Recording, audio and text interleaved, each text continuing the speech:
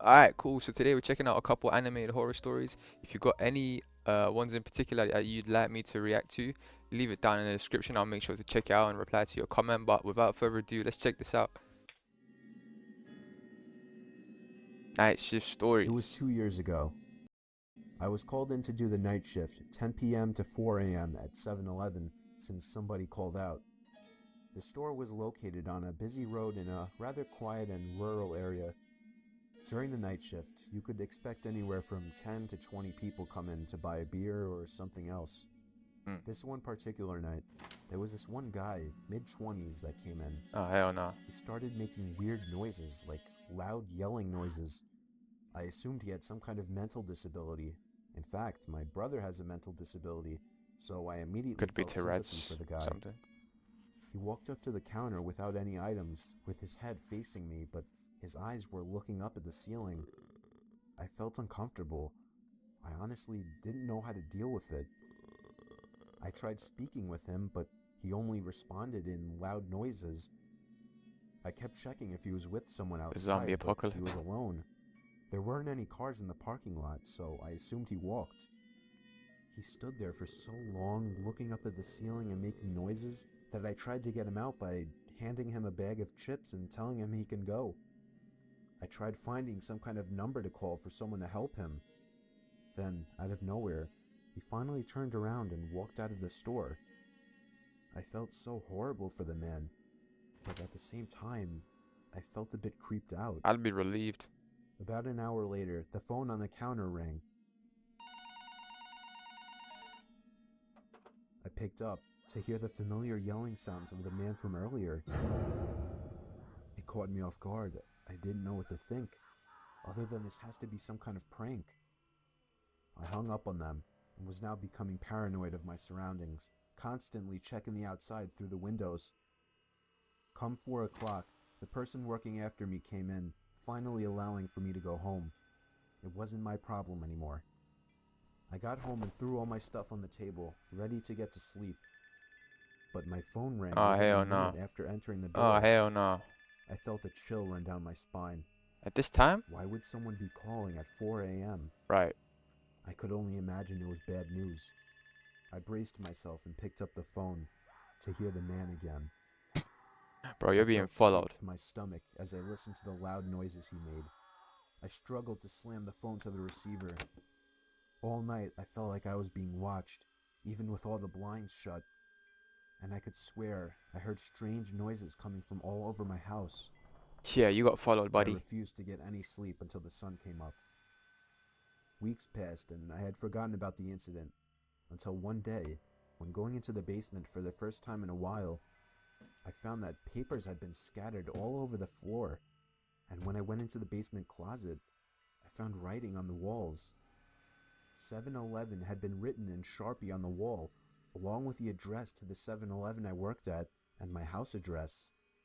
The most disturbing part, I also found various kitchen knives, along with a Oh, hell large no. pocket knife sitting in the closet.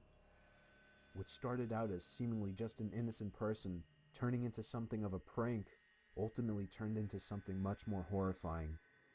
He had been living down there for God knows how long, and I'm just grateful that, for whatever reason, he changed his mind How and did he get in left, his house? because I haven't seen or heard from him since. All I can say is that man is dangerously ill.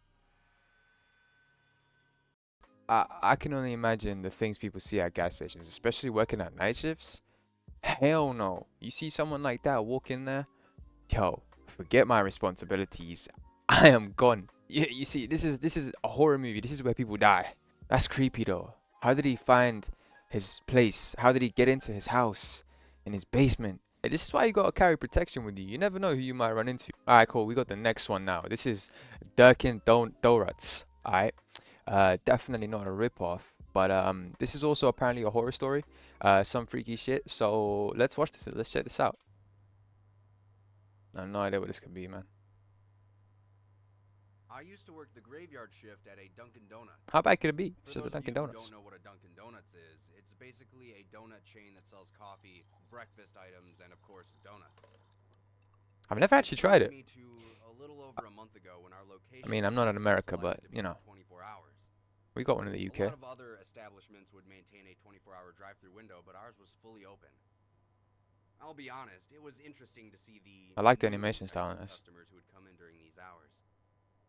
We of course had the hipsters and goths who had nothing better to do at 3 a.m. than to sit in a coffee shop drinking 1 cup for an hour. There were the occasional overworked businessmen and interns, trying desperately to finish that last-minute presentation. I feel you. A couple weeks ago, I had encountered a new type of customer, though he is very difficult to describe. Have you ever met someone that makes you nervous for some unknown reason? I feel like I'd eat one of these donuts if I worked here. Well, on at shift. around 2:30 a.m., a man walked in with a large overcoat, That Slender collar himself? pulled up, and a black beanie on his head. Oh, hell no. What struck me as odd first was the lack of people in our lobby. Normally at this Oh, yeah, he time, came we'd to have kill the you. goths huddled in the corner cursing the system or something. Yeah, buddy, you missed the chance to But get the out. entire store was empty aside from this man, myself, and my manager who was in the back. Probably sleeping or something. Do some sick prank.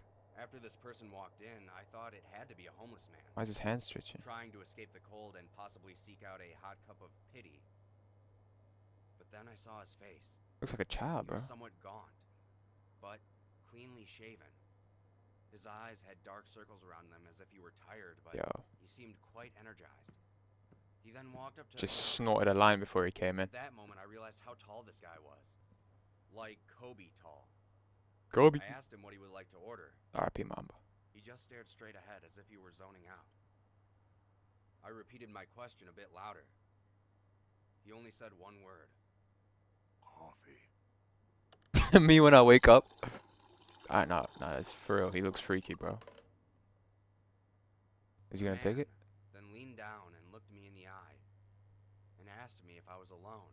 Oh, hell no, I'm not I alone. told him I wasn't. I got this. and Nah, answered okay, with a nah. back Kidding, row. I'm kidding.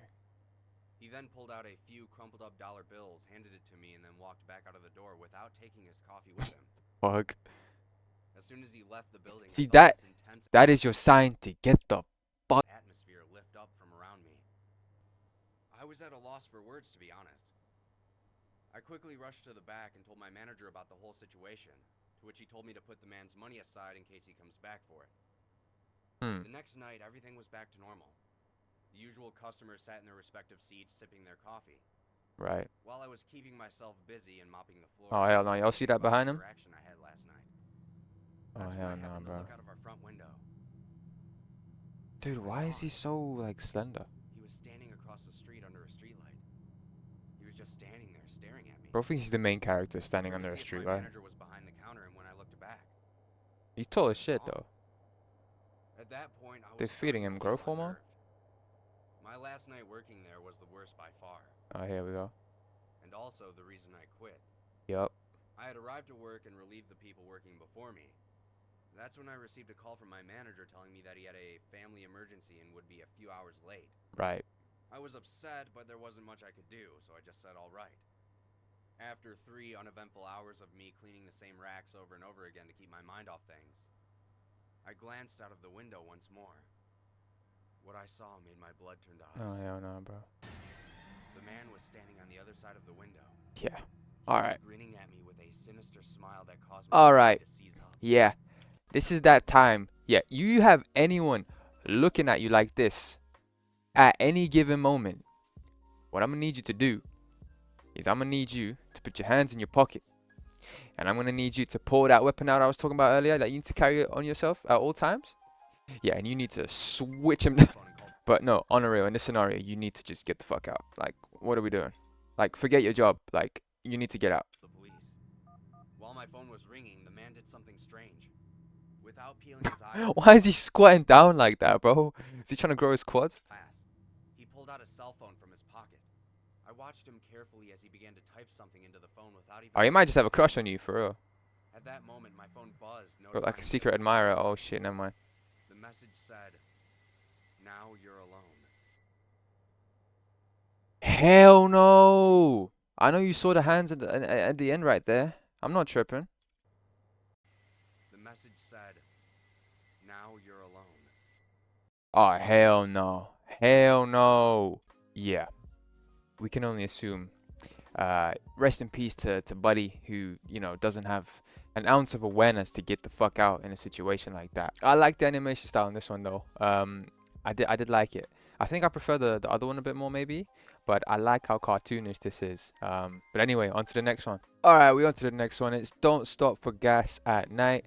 I never planned to do that anyway because I've watched way too many horror movies, way too many horror stories, like this one we're about to see. So I know to never get myself in this situation. But honestly, let's just check this out. It's the same artist from the previous story, so I've got high hopes for this.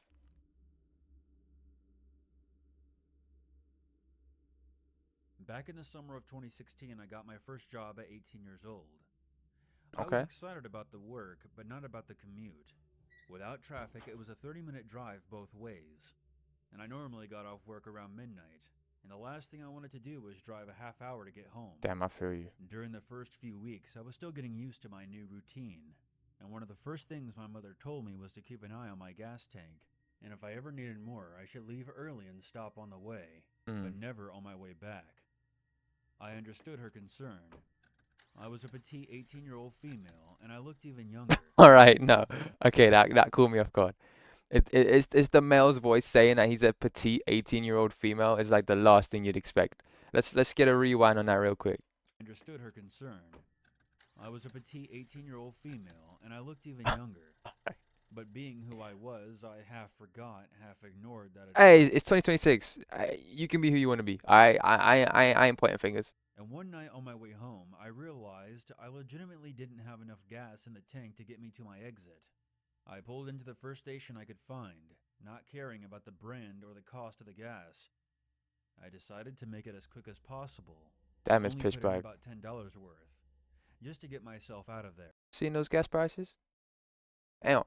I swiped my card and began pumping gas. And once it got to the $10 mark, I shut it off and printed out my receipt.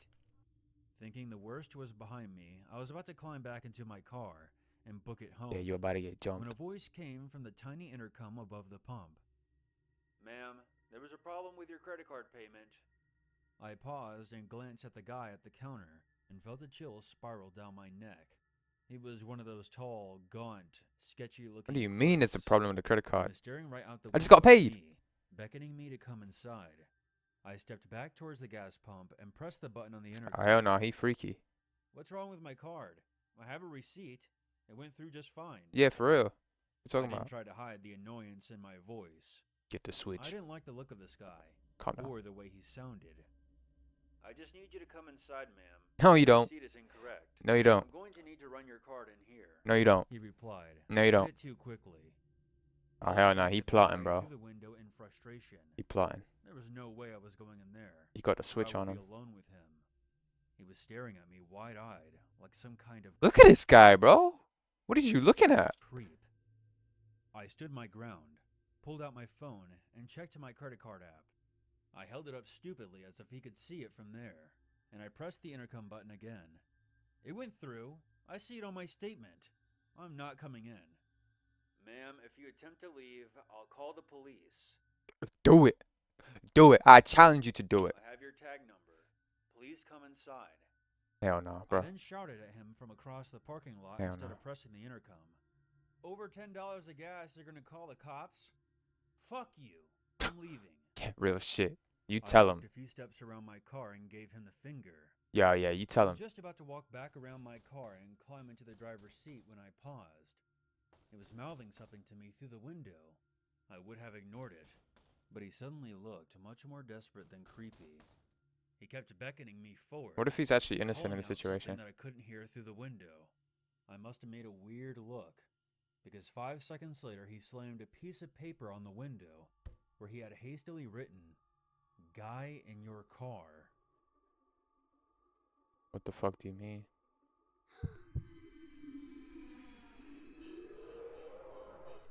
Who is bro? How did he get in the car? I booked it inside the station, and once I was there, the clerk locked the door and told me to get down. He had his eyes Yeah, I told you he had the switch. I told you, bro. He got a sawed-off shotgun in there. on my car and had America be like, a gun in his hand. I squatted down behind the yo, counter and watched the security cameras. how as did a bro get tall in the guy car? Sweatpants and a windbreaker nudged my back door open, slid out quickly, and jogged away into the night. I started freaking out, Turns out the clerk had noticed the guy hanging around the side of the building on the monitors. And as soon as I pulled in, he made a beeline for my car. He crouched down and opened the door. Look at Buddy's face. Like, yeah, he's up to no good. Let's be for real now. And slid himself inside as I was swiping my card. Surely you would hear it, no? Being careful not to close the door all the way behind him, so that I wouldn't hear anything. Yeah, The right. clerk had noticed all of this on the camera, and immediately called the cops, who arrived a few minutes later. They searched the area and my car, but were not able to locate the guy, or anything that would lead back to him. Skinwalker. The gas station clerk probably saved my life, because who knows what would have happened if I had driven off, with that stranger in the back seat. I think the lesson here is obvious. It's not enough to be cautious, you have to stay alert as well. Be suspicious but not stupid. And always listen to your mom. Heavy on that last one there. This one was good. I actually did like this one. I think this one wasn't as freaky, but it still had a nice plot twist to it. I was not expecting there to be some freaky dude in the back of the car. But this is why you should be very cautious and careful when you go and pump, get some gas for your car at night. You should be very cautious. You never know the people that are roaming around at night. It's hardly visible. Alright, you're gonna run into some freaks. What I say about keeping a weapon on you though. But I did really enjoy watching these actually. I'll probably be checking out a few more in the future. Let me know if you got any ones in particular you want me to see. But without anything else to say, I'll catch you guys in the next one. Peace.